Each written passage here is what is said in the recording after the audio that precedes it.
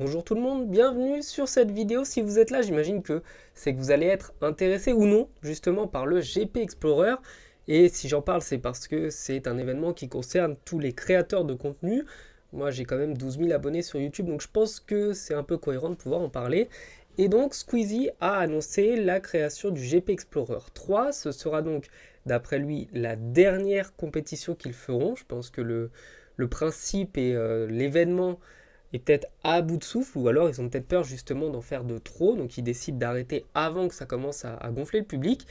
Et ce GP Explorer, contrairement aux 2 dernières années, pour moi, il va bider très très très très fort. Ça peut être une erreur de ma part, peut-être que non, et il fonctionnera super bien, mais les gens n'ont pas l'air du tout intéressés pour plusieurs motifs. Il y a d'ailleurs Off Track, qui est une grosse chaîne, enfin un gros compte Twitter qui a posé la question et qui a demandé aux gens s'ils étaient intéressés.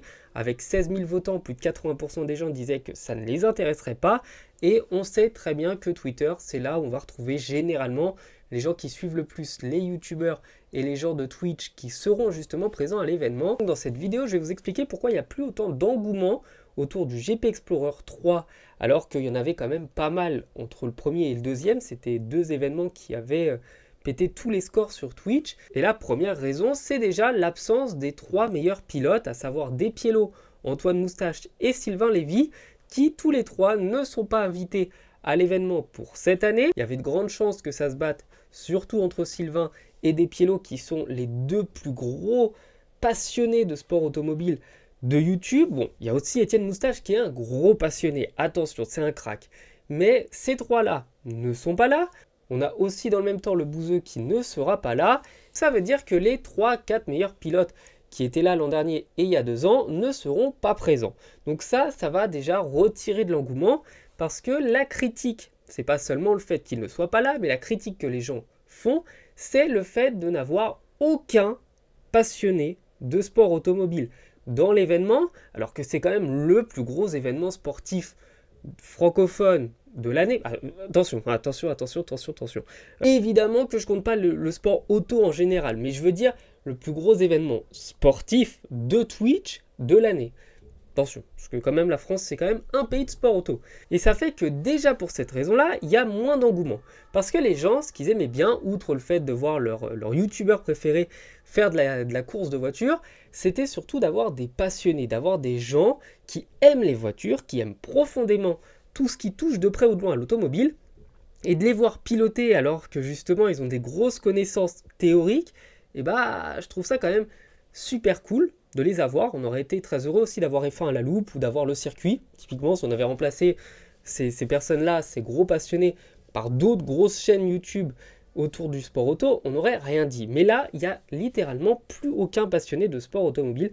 Donc ça, c'est la première critique. La deuxième critique, c'est le fait qu'on a des youtubeurs qui ne sont pas du tout francophones, qu'on ne connaît absolument pas à l'événement. Il y a des youtubeurs, il y en a deux Américains et 2 Espagnols qui seront là. Ça, c'est une critique que j'ai vue de la part des gens, mais pour le coup, je peux comprendre que ce soit intéressant de faire un truc un peu plus international. Ils savent pertinemment en organisant ça que du coup, il y aura beaucoup plus de monde qui va suivre l'événement, parce que forcément, si vous faites un truc entre francophones, à part toucher des francophones, vous toucherez pas grand monde. Mais si vous le faites et que dans le lot, il y a des Américains connus et des Espagnols connus, enfin, ou du moins des gens qui parlent espagnol, forcément, vous risquez de ramener une audience un peu plus importante. Moi, je pense que s'ils avaient vraiment voulu ramener un gros YouTuber, ils auraient mis le paquet, ils auraient ramené MrBeast, mais là, non, ça aurait été juste impossible. Le mec est dans un niveau qui est beaucoup trop pour, même pour Squeezie. Troisième critique qu'il y a, c'est que l'événement ne sera pas retransmis en direct sur l'ensemble de l'événement,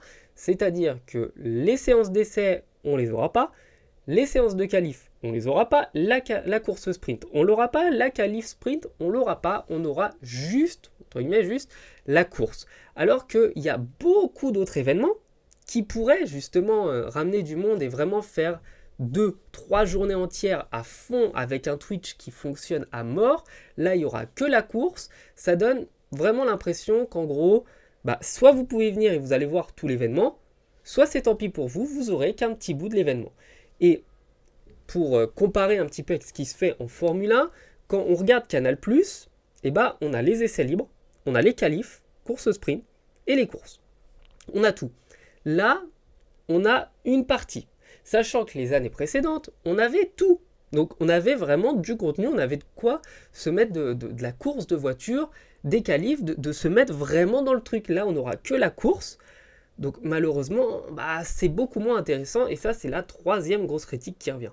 Quatrième critique qui revient, ça c'est un petit peu bas, je trouve, c'est d'avoir beaucoup de femmes. Voilà, c'est une critique qui est faite. Mais outre le fait que ce soit des femmes, c'est surtout que ce soit des femmes qui n'ont rien à faire là, genre Ella Eluia, ou je sais plus comment elle s'appelle. On ne sait pas qui c'est, c'est-à-dire que c'est une Instagrammeuse célèbre, même pas si elle a une chaîne YouTube, une chaîne Twitch, alors que de base c'était pour les créateurs de contenu. Enfin, je veux dire, si on met des influenceurs Instagram, dans ce cas-là, on n'a qu'à ramener toute l'équipe des Marseillais et des Ch'tis, et on fait un espèce de gros melting pot de la télé-réalité. Donc ça, c'est une des critiques qu'il y a, c'est d'avoir des gens qui sont même pas des influenceurs, enfin, qui sont même pas des créateurs de contenu, on a des influenceurs. Et ça c'est pas trop apprécié. Enfin, cinquième critique, ça en fait quand même pas mal, là, c'est le plus intéressant, c'est le prix. C'est-à-dire que le prix de ce Grand Prix est excessivement haut. On est sur le circuit du Mans, donc louer le circuit du Mans, ça coûte quand même pas mal de pognon. Ça, je le concède. Mais du coup, qui va le payer ? Squeezie, mais sa part. Il y a des sponsors divers et variés pour toutes les équipes, parce que les équipes qui veulent concourir, il faut qu'elles aient des sponsors prêts à aligner plus de 100 000 euros justement pour payer le véhicule, payer la prépa, payer tout ça. Mais le prix final, celui qui est payé par les gens, il est beaucoup trop haut. Donc je vais vous afficher les prix, je vous les donne en même temps. On est donc, et je regarde en même temps sur mon clavier, avec, le concert, on s'en fout. On va pas sur le circuit du Mans pour écouter un concert à 29 euros, bref, ça on s'en fout vraiment.